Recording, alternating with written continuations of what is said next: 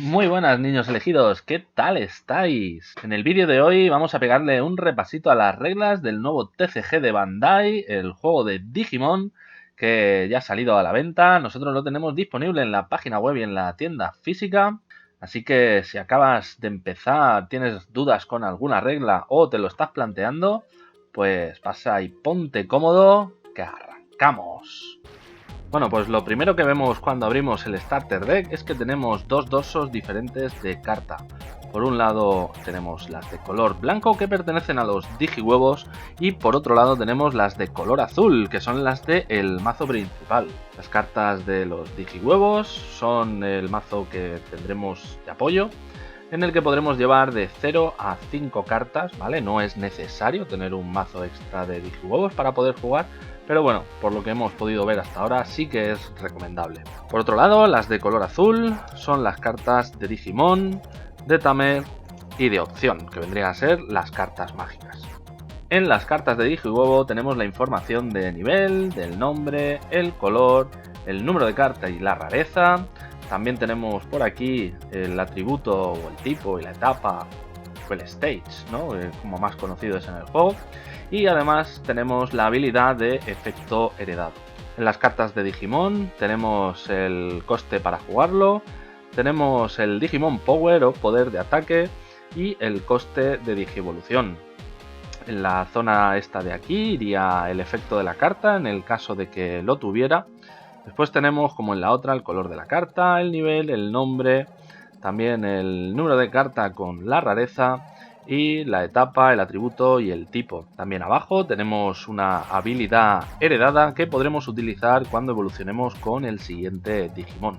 En los Tamer también tenemos nuestro coste de invocación, la habilidad, los mismos parámetros que en el otro y además el efecto en este caso es un efecto de seguridad, ¿vale? Que viene aquí con el candadito. Con las cartas de opción nos encontramos con lo mismo, el coste para poder jugarla desde la mano, el efecto de la carta, un efecto también de seguridad y al igual que las otras, pues el nombre, el número de carta y la rareza.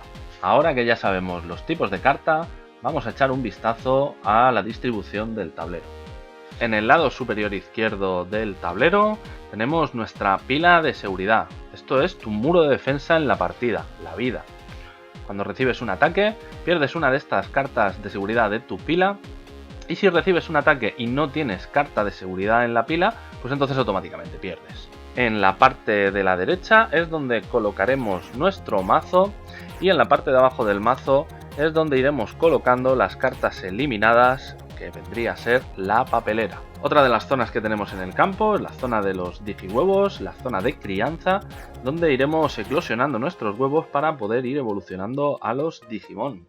Y ya por último, tendremos también que colocar el medidor de memoria para poder realizar nuestras invocaciones.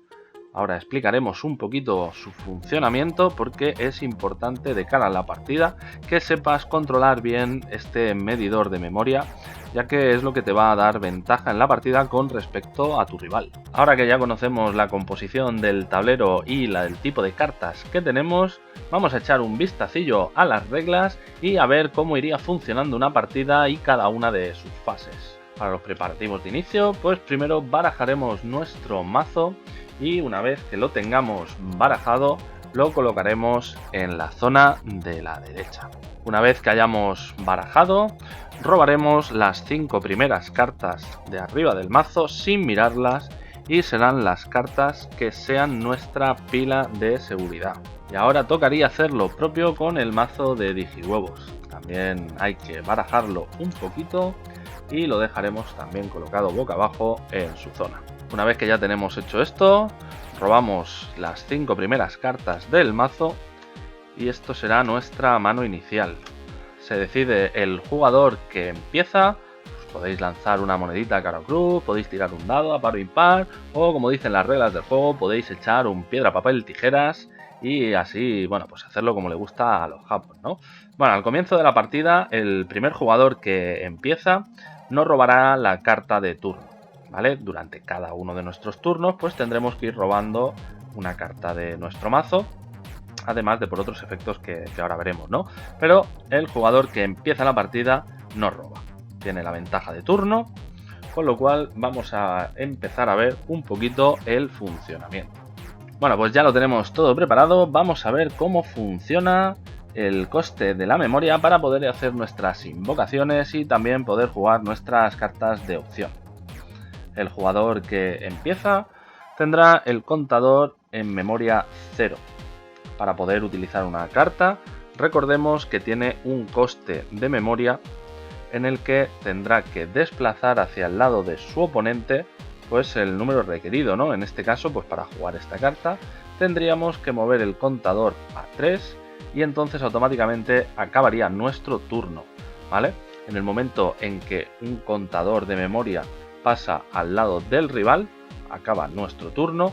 Eso sí, tendremos que resolver antes los efectos que hayan sido activados. Ningún jugador puede tener más de 10 memorias en su lado, con lo cual para pagar un coste superior a 10 pues tendremos que tener siempre un excedente de nuestro lado, ¿no? Es decir, si por ejemplo quisiéramos jugar una carta con coste de memoria 12, pues tendríamos que tener al menos el contador ahí para pagar los 12 requeridos y le daríamos el turno al rival. Cuando jugamos una carta entra en estado no suspendido. Y cuando queramos utilizar una habilidad, ya sea para atacar, ya sea para bloquear, tendremos que girar la carta y ponerla suspendida. Cada turno se compone de 5 fases. La primera de ellas es la fase de suspensión, mantenimiento, ¿no? ¿Eso qué quiere decir? Que todas las cartas que tengamos suspendidas, pues las pondremos en no suspendidas para poder utilizar nuestras habilidades. La segunda fase sería la fase de robo, en la que cogeríamos una carta de nuestro mazo para colocarla en mano. En caso de no tener cartas en el mazo, pues como no podemos robar, perderíamos la partida automáticamente. La tercera fase sería la fase de cría.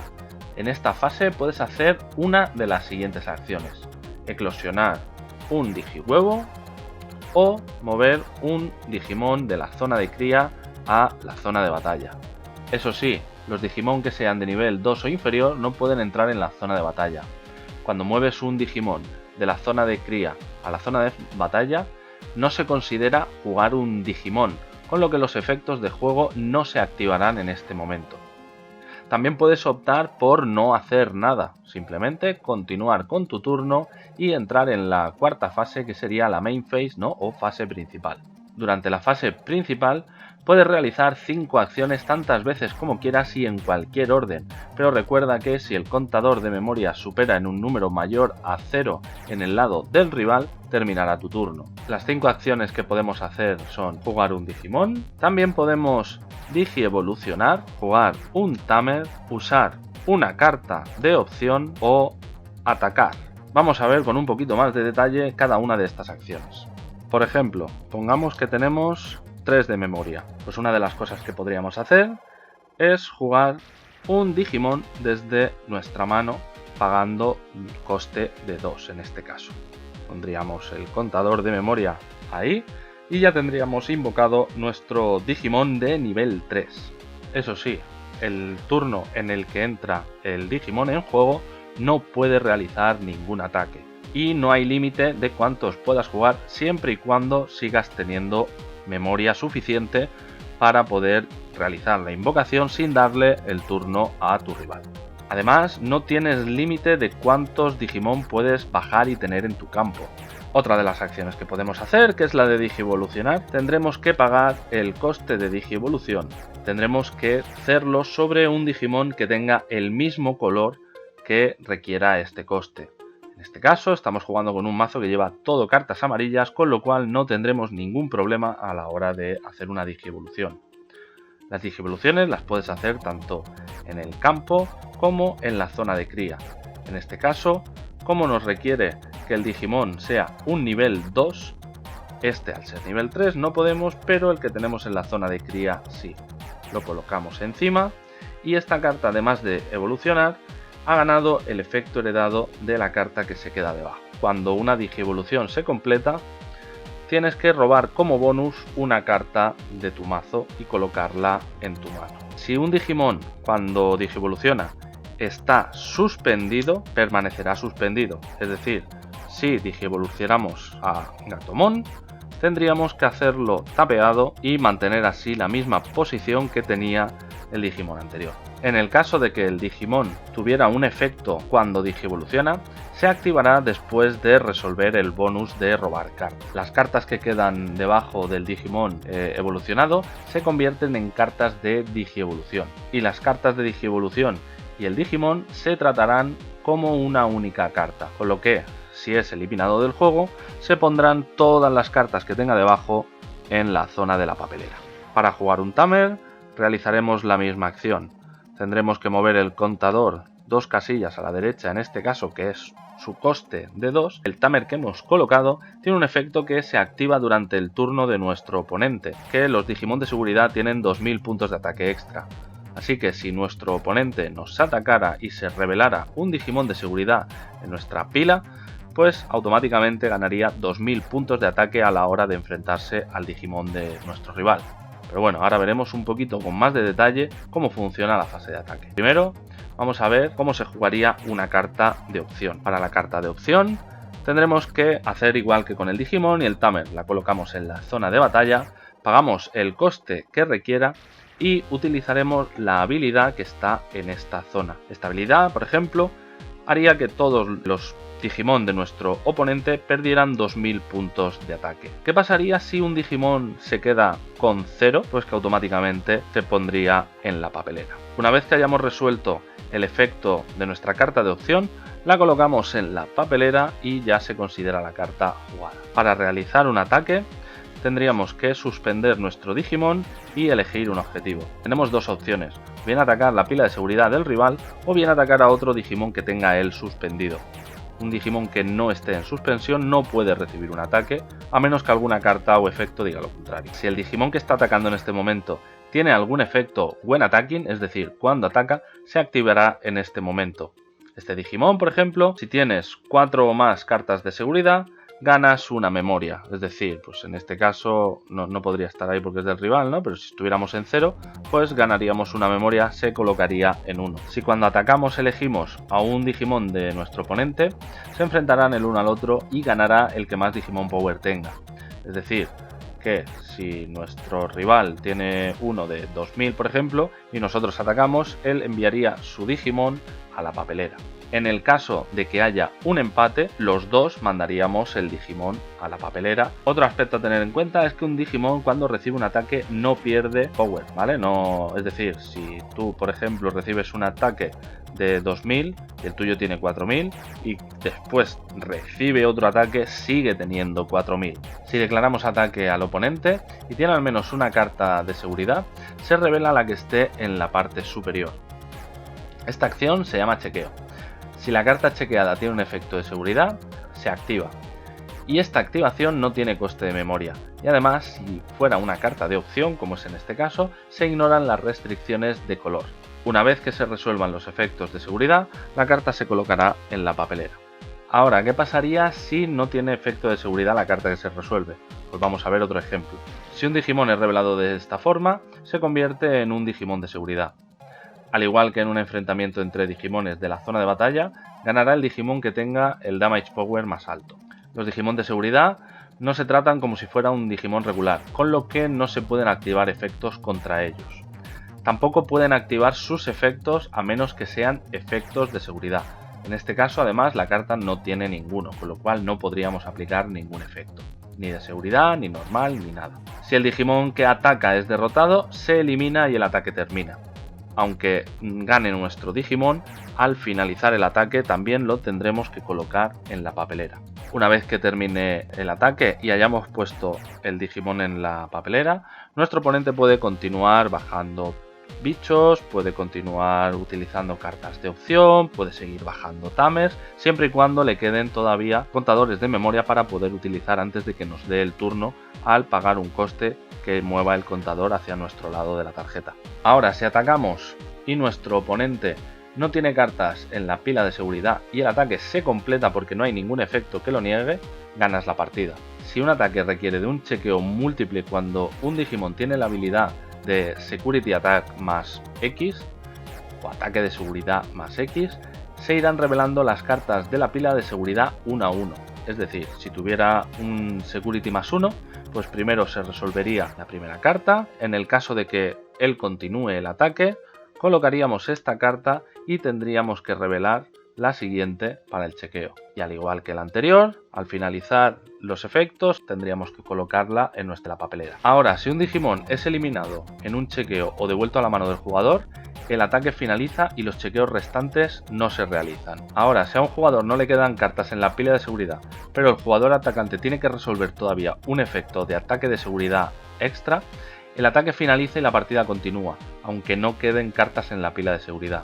Para ganar, el jugador atacante tendrá que realizar otro ataque más, con lo que si no le quedan Digimon disponibles en ese turno para poder hacerlo, tendrá que esperar al turno siguiente para poder volver a atacarnos. Algunos Digimon además tienen la habilidad de Blocker o bloqueador, que puedes utilizar para defenderte de un ataque. Para poder utilizar la habilidad tienes que suspender al Digimon. Recordemos que si está en estado de no suspensión y es un bloqueador, vamos a poner un ejemplo, este caso, ¿vale? Este sería un bloqueador. Si lo tenemos suspendido no podríamos utilizar su habilidad. Tenemos que tenerlo no suspendido y entonces activarlo girando la carta. De esta forma obligaríamos a nuestro oponente a que atacara como objetivo a nuestro Digimon en lugar de a la pila o a cualquier otro Digimon que tengamos suspendido. Y por último quedaría la fase de fin de turno, que básicamente es cuando el contador de memoria pasa al lado del rival, se resuelven los efectos y se finaliza el turno. También podemos pasar turno. Si no te queda nada por hacer y aún te queda memoria, puedes pasar el turno a tu oponente y él, independientemente de dónde esté el contador, empezará en la casilla del 3. Otras cositas a tener en cuenta es que hay cartas que tienen efectos para poner tokens en juego y son tratados como Digimons o Tamers. Debes mantenerlos separados del mazo principal y solo puedes jugarlo cuando una habilidad lo especifica. No se cuentan como parte de tu mazo, con lo que no afecta al total de 50 cartas que tienes que tener en el mazo principal. Los nombres, efectos y habilidades de los tokens se basarán en el efecto que los haya puesto en juego. Los tokens no pueden digievolucionar ni ser cartas de digievolución de otros Digimon. Los efectos que puedan usarse con cualquier Digimon se podrán utilizar en los tokens que se jueguen como Digimons. Al igual que los efectos que se pueden usar como un Tamer, se podrán aplicar a los tokens invocados como Tamer. Si un token es devuelto a la mano o enviado a la papelera, en vez de eso se retirará del juego. Un token permanecerá siempre en juego aunque la carta con el efecto que lo puso deje la zona de juego. También, si por el motivo que sea un Digimon de nivel 2 entra en la zona de batalla, ¿vale? Recordemos que habíamos explicado que un Digimon tiene que tener al menos un nivel 3 para poder entrar en la zona de batalla, y hubiera alguna carta que colocara un nivel 2, automáticamente el Digimon iría a la papelera. Y nada más, esto serían las reglas del juego. En principio parece sencillito, sí que es verdad que hay que tener muchas cositas en cuenta. Al principio a lo mejor puede parecer un poco confuso, pero en realidad no se le ve mucha dificultad a las reglas, ¿no? Es decir, es un juego que se ve bastante sencillito, sí que pues puede tener una estrategia por ahí importante dependiendo de las habilidades, ¿no? Sobre todo con el tema de ir ganando o perdiendo memoria, como algunas cartas te permiten. Entonces, bueno, pues si empezáis a jugar, sinceramente espero que os mole mucho el juego. Nosotros vamos a pegarle, vamos a echar unas partiditas que tenemos muchas ganas, todavía no hemos tenido oportunidad. Y bueno, si estás viendo este vídeo en el día en que se sube, te recuerdo que el próximo viernes estaremos en Twitch en directo echando unas manos los compañeros de Kurogami. Así que nada, estás invitado a pasarte y nos vemos en el siguiente vídeo.